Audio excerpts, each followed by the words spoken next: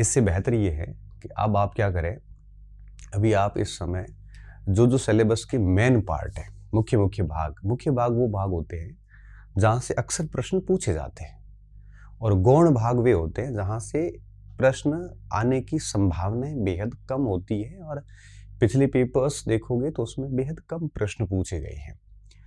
ऐसे टॉपिक होते हैं जहाँ एक्सपेक्टेड है कि प्रश्न आएगा ही आएगा, और ये आपको पता होता है, एक स्टूडेंट को ये पता होता है क्योंकि उसने पेपर स्टडी कर रखी होती है।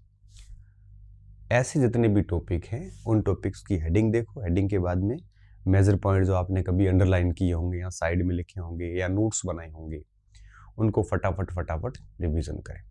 अब 6 दिन है तो कोशिश कीजिए, 6 दिन है तो आपको पता है कि इतना अधिक समय नहीं है, ठीक है।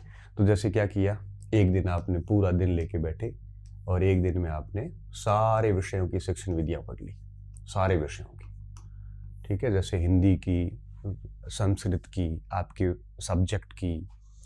अब 120 में से लगभग आपके यूँ समझ लीजिए कि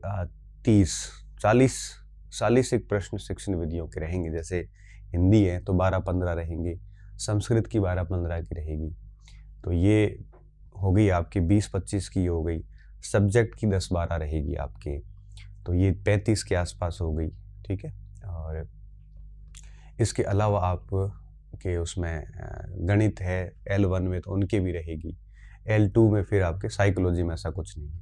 तो कोशिश करिए कि 30-40 सवालों को जैसे एक दिन में सारी शिक्षण विधियां देख ली, ऐसा प्रयास करिए।